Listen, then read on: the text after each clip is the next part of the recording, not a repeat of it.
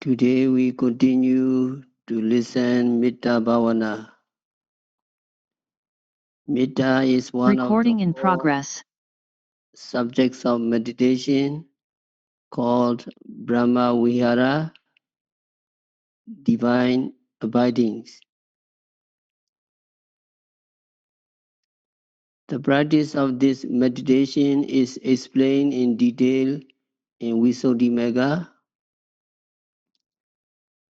If you want to practice this Mettā meditation seriously, you should follow the instruction given in that Visuddhimagga. The practice given here is for those yogis who want to practice it as one item in your daily retreat program.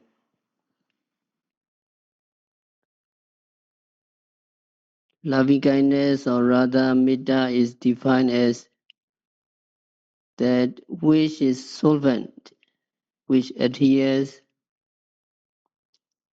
Mettā can be likened to oil which people put in the engines. Nobody will drive his or her car if there is no engine oil in it, for fear that the car may be damaged. But seldom do people remember to put the oil of Mettā in their relationships with other people. No wonder there is so much friction, so much disagreement, so much irritation in our human society.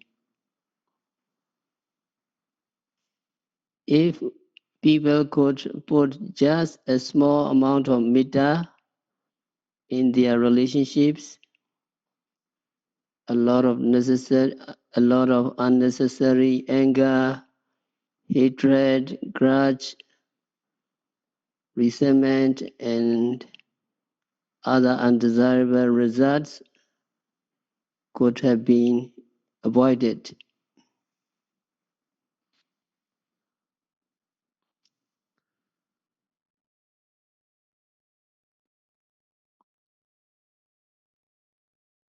A Mettā practice can give you 11 benefits as declared by the Buddha. Happy in sleep and in waking. You can sleep comfortably, you can wake up comfortably. You have no evil dreams if you practice Mettā. You are near, you are dear to human beings and non-human beings. And you will be protected by deities because deities like you when you practice Mettā. Fire, poison, weapons cannot hurt you. Your mind is easily concentrated. It is very agreeable when you practice Vipassana meditation. And the expression of your face is serene because there is no tense in your mind. Your mind is very flexible and gentle. And when you die unconfused. It is very important. The last day of our life is very horrible if we do not prepare for this moment. But Mettā practitioner, their mind is very clear and they can die unconfused. If you do not penetrate any higher level, you will be reborn in the Brahma realm if you practice Mettā Bhāvanā. So to enjoy these 11 benefits during this retreat, we are also practicing loving kindness meditation.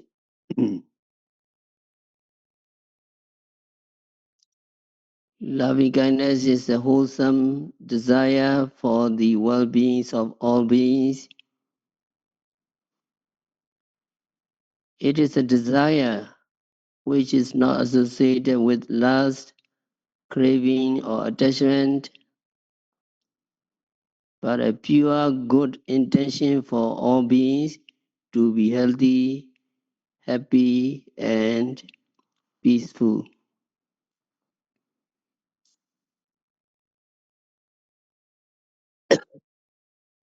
When Mettā is in your hearts, you feel peaceful, and then vibration of peacefulness reach out to other beings when you practice loving kindness.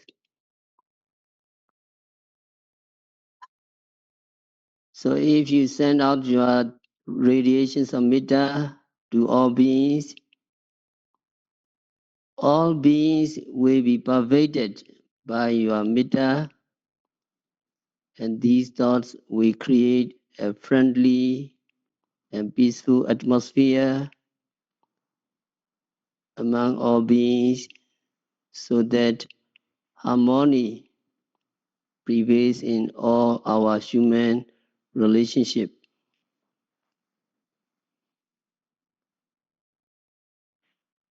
When we practice loving kindness, we begin with ourselves.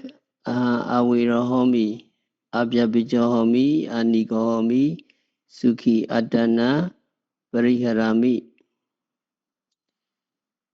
That is, we begin with wishing health, happiness, and peacefulness for ourselves.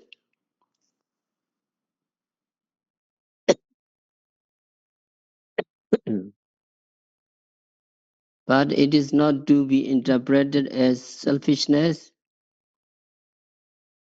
because it is not out of selfishness that we wish health,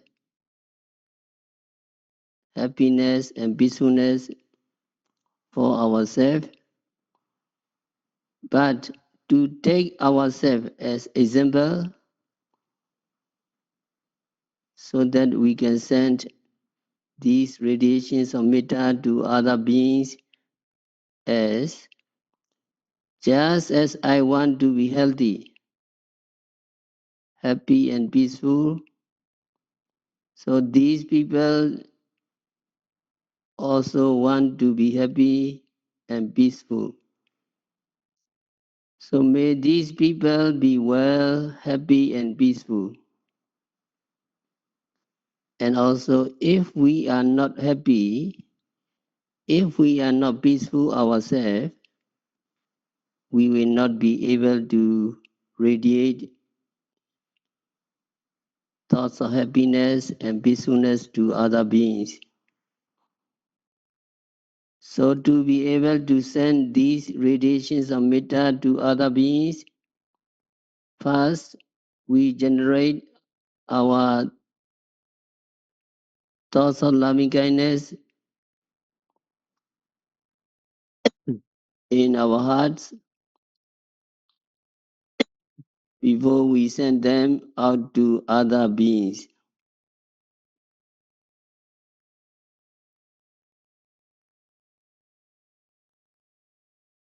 And also before practicing Vipassana, we also practice Bodhanosati, recollection of the Buddha, Asubha Bhāvanā, Maranasati, recollections of death, and Mettā Bhāvanā.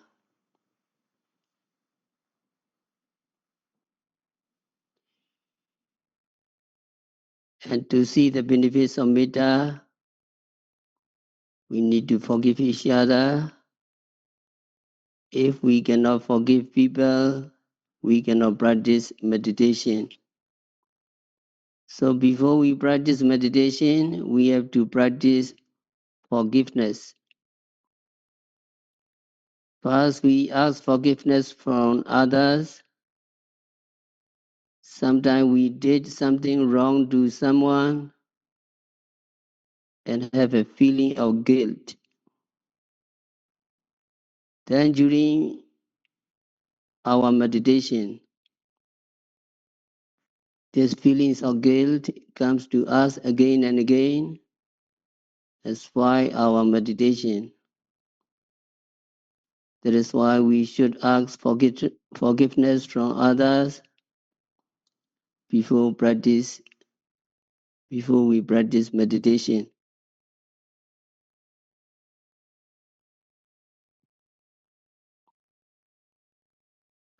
Then we forgive others who have done something wrong to us. This helps us get rid of our anger and grudge we may have had against them.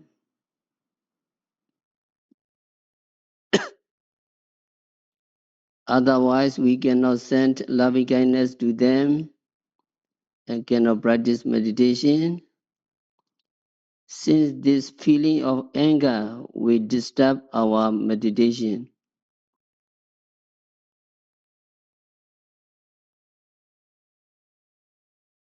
Finally, we must forgive ourselves.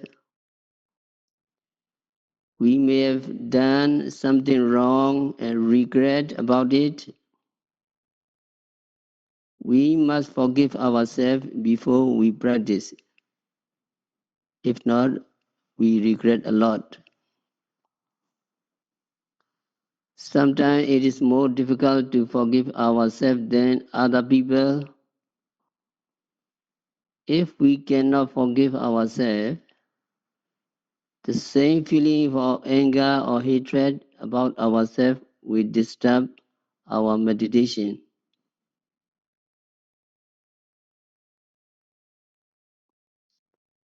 So when we practice forgiveness, also in front of the Buddha, you can see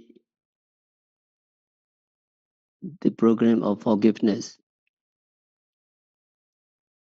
Okay, can you fold up your hands? If by deed, speech or thoughts, unmindfully, I have done wrong, may all forgive me. I freely forgive you. I freely forgive myself. If by deed, speech or thoughts, unmindfully, I have done wrong, may all forgive me. I freely forgive anyone who may have hurt or injured me. I freely forgive myself. So doing forgiveness, your mind is free, and during your practice of meditation, you have no guilt, you have no regret, and you can practice meditation smoothly.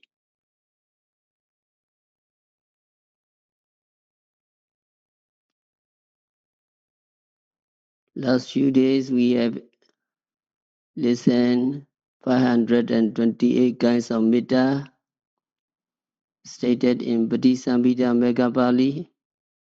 That is our daily chanting.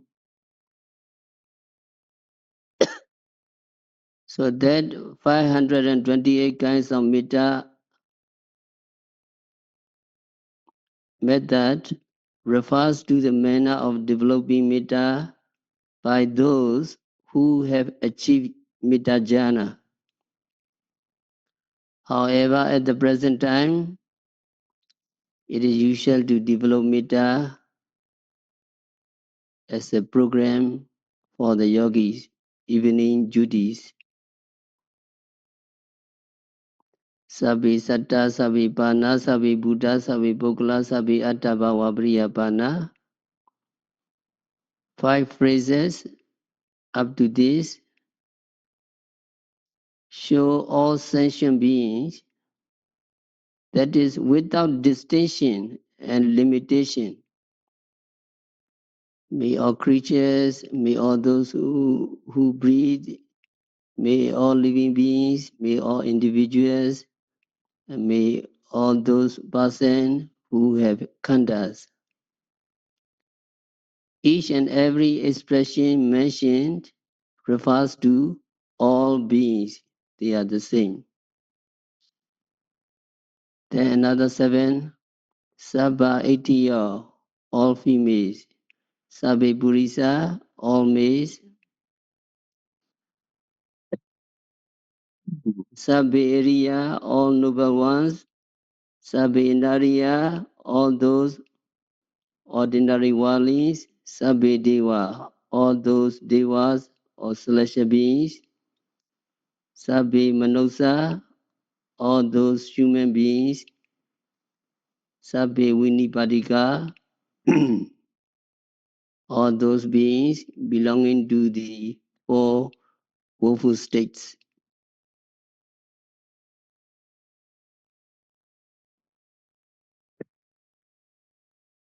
These expressions show the different types of 7 species of beings, namely a pairs of males and females, a pairs of noble ones and worldling, and 3 groups of beings, devas, human beings, and beings belonging to apaya. Loving kindness that is developed radiating towards the 7 groups, individually identifying them in their respective different identity, is called Odisa Mettā. The first 5 phrase Sabbe Satta stated having no limitation with reference to all beings, that is called Anodisa Mettā.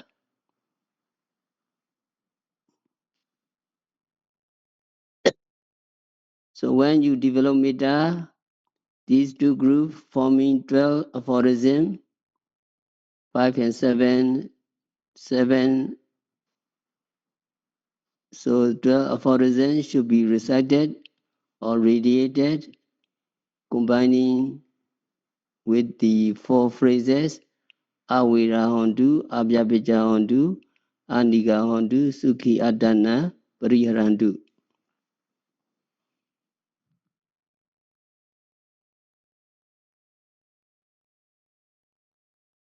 So if you develop Sabbe Satta, Awira Hondu, Sabbe Satta, Abhyabhija Hondu, Anika Hondu, Sukhi Adana, Pariharandu, 5 multiplied by 4 is 20. That is Odisa Mettā, 20 in number. And another 7, Sabba Etiya, Sabbe Purita, etc. 7 multiplied by 4, that is 28. So 20 plus 28, altogether 48 Mettā radiation you have already developed. So in the same way, all living beings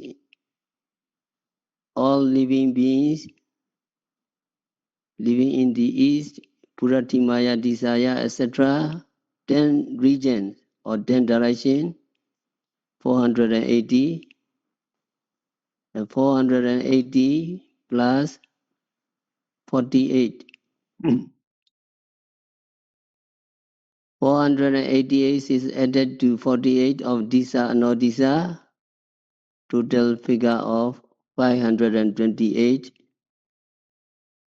kinds of Mettā.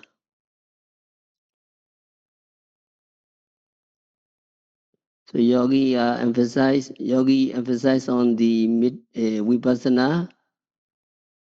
So vipassana means observing every psychophysical phenomena, nama and rupa, occurring at the 6 senses. Now when you reciting mentally and verbally you radiating. So may they be free from dangers when you develop mettā. The radiating mind that concentrate and the sounds of the sound wave or utterance immediately come and go. These sensations of mind and mettā, namarupa, must also be contemplated because you are emphasizing on vipassana. That is very powerful. The continuous contemplation of samatha and vipassana in pairs is called yuganada vipassana. During recitation, you need to also pay attention to your sound wave, coming and going, radiating mind, and desire to send mettā to all beings. All namarupa have to be contemplated.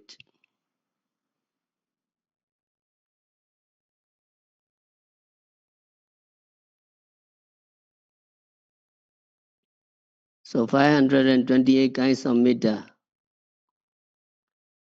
This is the manner in which persons who are accomplished with mettā jhana have immersed themselves in the mettā jhana. In any case, those meditators who have not yet achieved the jhana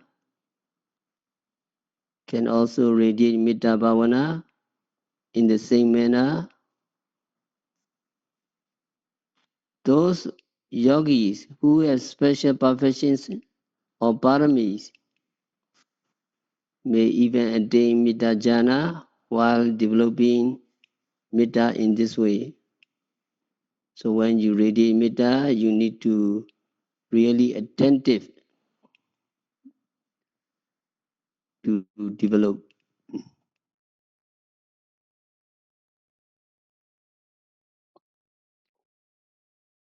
Then in the event of failing to achieve jhana,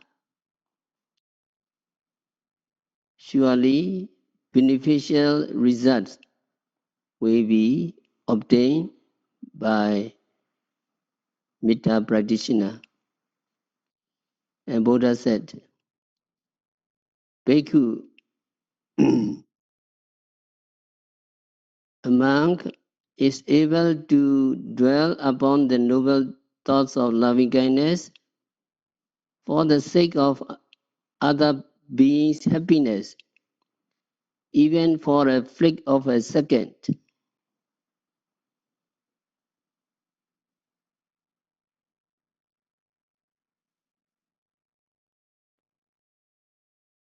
If such thoughts were born in his or her mind with attentive concentration, that monk who has so developed his mind in giving mettā to others is considered to be a person not devoid of jhana, Buddha said.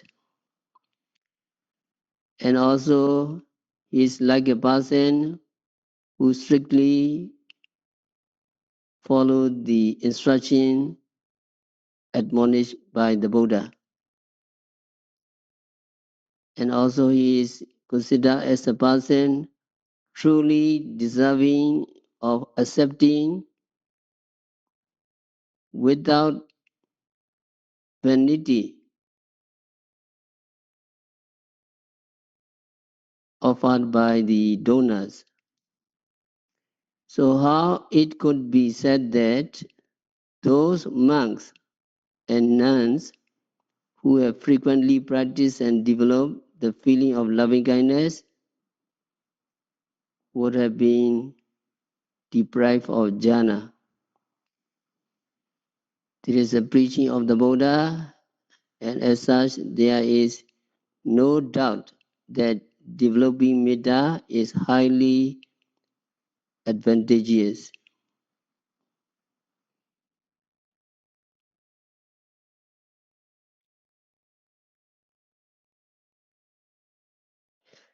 According to the teaching,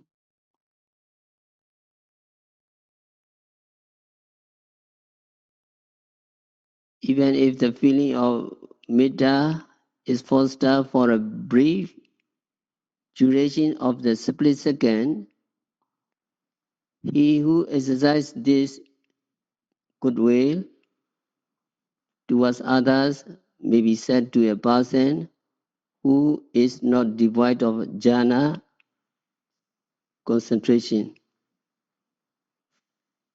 He may be considered a person who is truly practiced according to the teaching of the Buddha. If he were a monk, he is worthy of enjoying the meals offered by the donors or benefactors.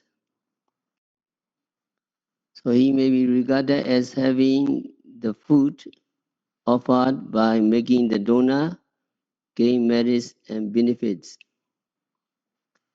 So it is because if the meal are taken by the monk without pichavakana, without reflection, it would amount to accepting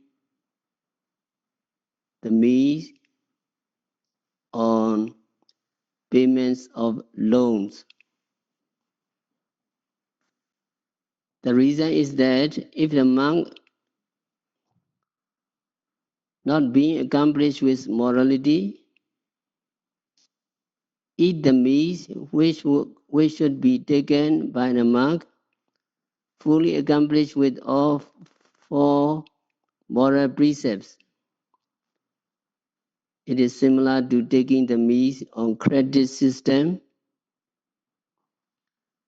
saying that he would only later repay it by fulfilling the required sila, morality or precepts. There are four sila: Patimokkha Samvara sila, Indriya Samvara sila, Ajiva Parisuddhi sila, and Vijaya Sannisita sila. Patimokkha Samvara sila is monastic disciplinary rules for monks. Indriya Samvara sila is control of sense faculties. Ajiva Parisuddhi sila is obtaining a pure living in the way befitting to a monk. And Vijaya Sannisita sila is reflecting on the use of the four material requisites: robes, food, medicine, building, shelter, etc.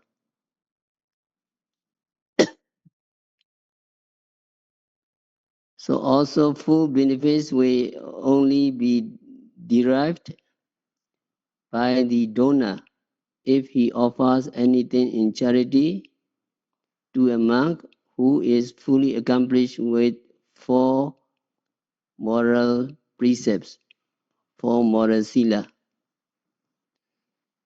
So the commentary have said that the partaking of the four kinds of requisites, such as me, without reflection and without consideration, will amount to taking things on loan for which he will have to give for.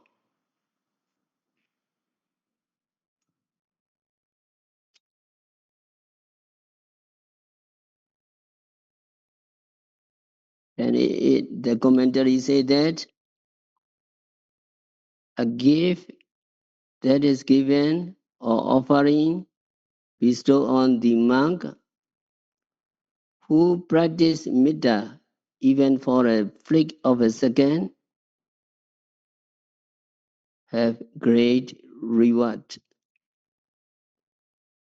For being beneficial as such, it may be said to be obtained without futility.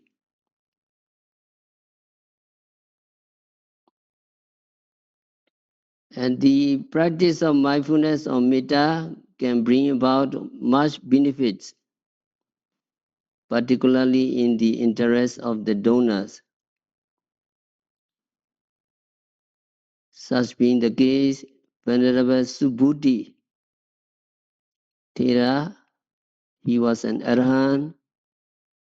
Venerable Subhuti used to enter into the Mettā jhana while stopping a while in front of every house, while going alms round.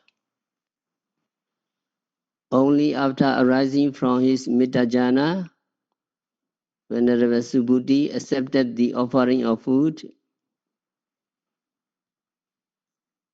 Why he do like this?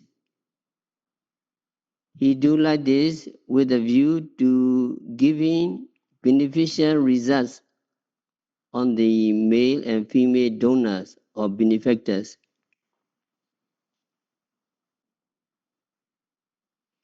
The Venerable Subhuti later received the highest Itattaka title from the Buddha, that he was conferred upon with the preeminent title of Itattaka of all the noble disciple donis or recipient of alms. Nowadays, on the occasions of religious function held in connection with the offering in charity, members of the Sangha reciting Mettā Sutta for the benefits of the donor. So where chanting Mettā Preda as a blessing on such occasion, it should be properly and seriously recited by developing Mettā.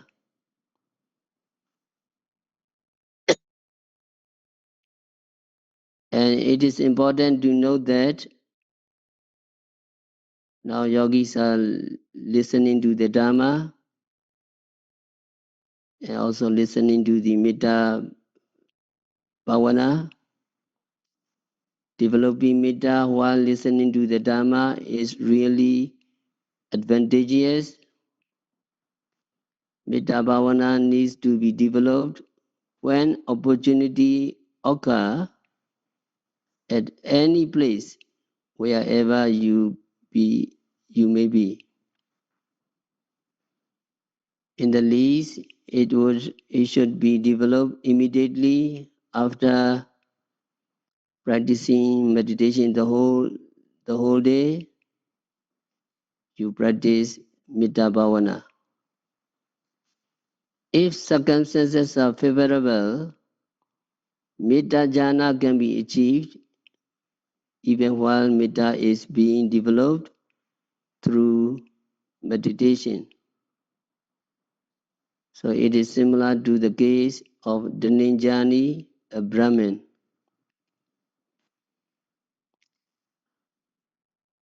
At one time, the Dhananjani, the Brahman, was near to die, and Dhananjani requested to invite Venerable Sariputra. Venerable Sariputra responded to the invitation and came over to see Dhananjani. And Venerable Sariputra asked Dhananjani, "How are you doing? How are you feeling? You feeling better or not?" Venerable Sariputra asked Dhananjani, and then Venerable Sariputra preached Dhananjani the Dhamma.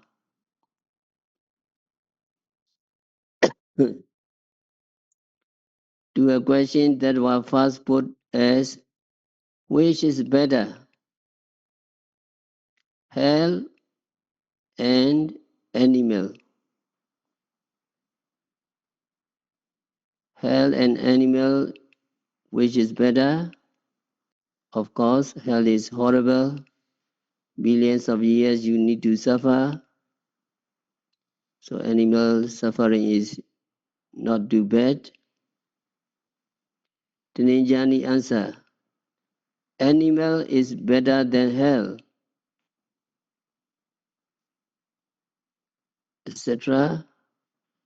A question and answer which followed thereafter related to the comparison made between animals and hungry ghosts, which is better, hungry ghosts and human beings,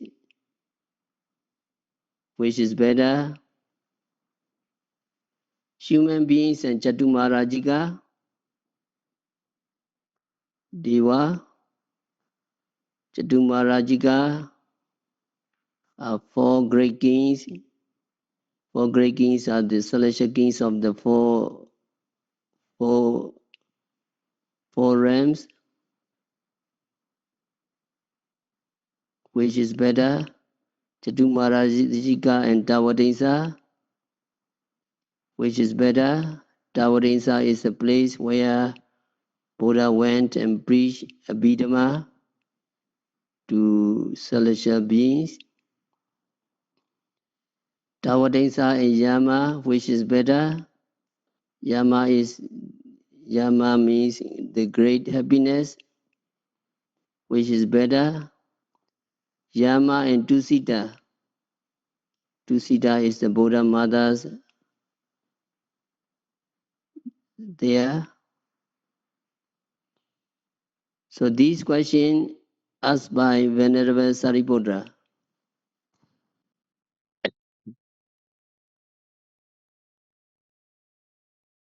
Then a question was put to whether the life of devas of the abode of Pranimitta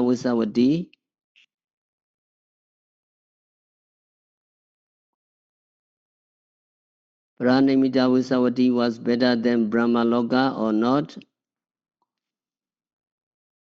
Venerable Sariputta asked, and on hearing the name of Brahmaloka, Brahma realms, the Ninjani became encouraged and asked with an excited feeling, Venerable Sariputta, do you really mean to say Brahmaloka, Brahma realms? This question made Venerable Sariputta realize that Brahmin Dhananjani was mentally inclined towards Brahma realms. So Venerable Sariputta stated that he would explain the practice of path leading to Brahma Loka, Brahma realms, to be reborn in the Brahma realms. So Venerable Sariputta preached the Dhamma, preached the way to go to the Brahma realms. Ida Dhananjani Bhikkhu Mettā Sagatena Cetasa Ekandisam Paridva Viharati. Dhananjani Brahmin, a monk in this noble teaching, with the mind which occurs with the feeling of Mettā that radiates happiness towards one region, towards all living beings in one region or place, remain shedding his loving kindness. In the same way, remain spreading his feeling of Mettā to the second region, and in the same way, radiates Mettā to the third region, fourth region, fifth region, lower region,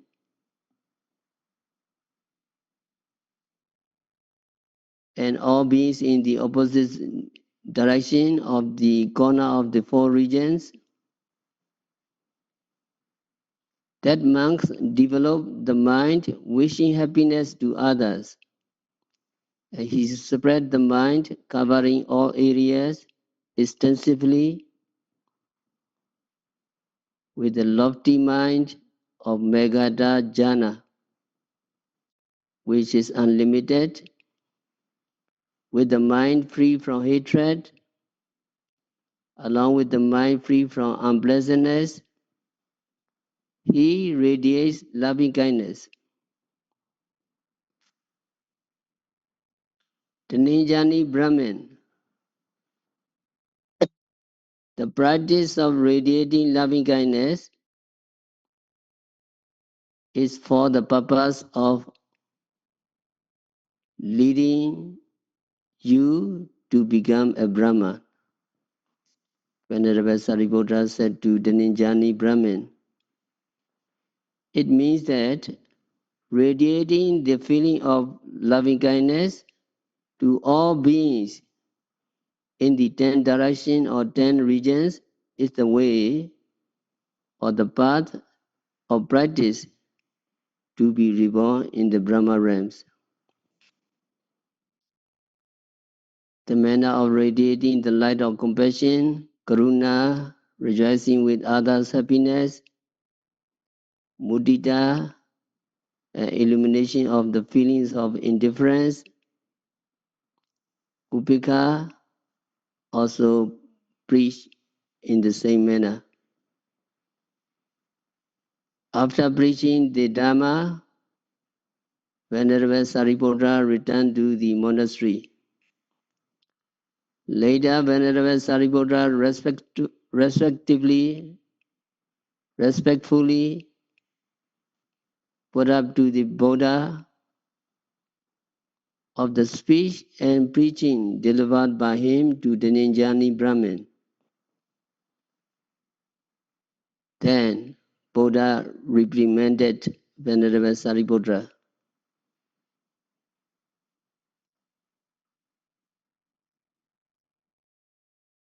Buddha reprimanded that, is this the way you have instructed the Ninjani so as to enable him to be reborn in the Brahma realms? Is obviously inferior as compared to Nibbana. And then make your way back here despite the fact that there is better method of practice to achieve Ariya Megaphala, which is much nobler than the Brahma Vihara Jhana. Then Buddha went on to say that the Ninjani was now dead and he had already reached the Brahma Loka, Brahma realms, after his death. Having received this admonition from the Buddha, Venerable Sariputta was said to have visited the abode of Brahma and delivered the summon to the Ninjani Brahma. From that time onwards, when preaching was made relating to the verse consisting of 4 stanzas, it has been stated that it was always done without omitting the 4 noble truths. Dukkha Sacca, truth of suffering; Samudaya Sacca, truth of the origin of suffering; Nirodha Sacca, truth of the cessation of suffering; Magga Sacca, truth of the path leading to the cessation of suffering. So when you give talk, these 4 noble truths must be included. So in this connection, what is really intended to be known is that the Ninjani, the Brahmin, had been asked to develop Mettā, and he had attained jhana within a short time of about half an hour, 30 minutes before his death. So by virtue of this jhana, the Ninjani had reached the Brahma realms So we should remember that in the absence of any other special meritorious deeds on which the person can make reliance on his near to death, developing of Mettā is surely to be relied upon. So dying person, how do you encourage? Dying person need to be encouraged to practice Mettā Bhāvanā. Now the Ninjani is 30 minutes practicing Mettā Bhāvanā, and he attained Mettā Jhana, and he reborn in the Brahma realms. Now you are practicing Vipassana Bhavana. It is the best. Vipassana observing, Vipassana encouraged to observe the most obvious phenomena occurring at the six senses. So to contemplate and note and become aware of all obvious phenomena occurrences, as in case of those who are benefited by Vipassana method of contemplating on mindfulness. So for the Vipassana meditators, when you are dying, you need to know there is only Namarupa, mind and matter, arising and disappearing, and there is no person, no individual.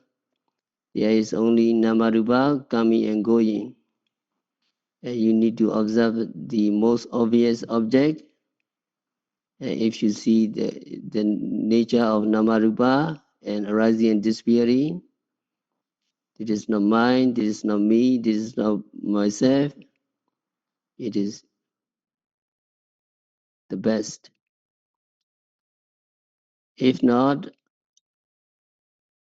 the dying person can be encouraged to practice Mettā. If he or she has paramis, he may be reborn in the Brahma realms. So the highly beneficial effect of Mettā, developing Mettā through meditation, had been preached by the Buddha in Nidana Sanyutta Oka Sutta. Developing your mind with Mettā for a brief period of time involved in milking a cow once in the morning, once in the daytime, and once at night time, or smelling a fragrance for once only, is far more advantageous than offering of meat by cooking 100 big pots of rice once in the morning, once in the daytime, and once at night time, which would, of course, equivalent to feeding about 3,000 people in all. So it is quite evident that developing Mettā only for a moment and obtaining much benefits is really precious and invaluable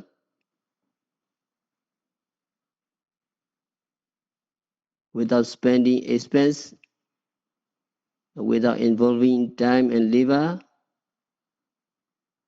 It is very advantageous. You need to spend money, you need to spend time, you need to spend labor just for a brief period of time. You develop Mettā.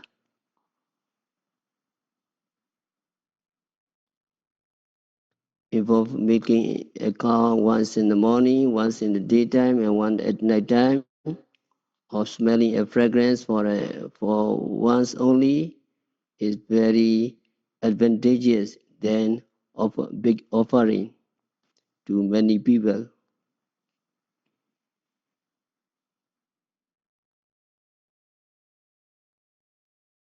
Moreover, the advantages of Mettā Bhāvanā have been preached in Ingodara Pali, Ekadasa Nipada, Mettā Sutta. We will continue next time. We have to stop our discourse for today. By practicing Vipassana meditation, by observing every phenomena occurring at the six senses, by noting rising, falling, sitting, stretching, bending, seeing, hearing, smelling, tasting, touching, continuously and meticulously, by practicing and developing Mettā Bhāvanā, may all meditators be liberated from all suffering. May all yogis realize the real peace in the very near future.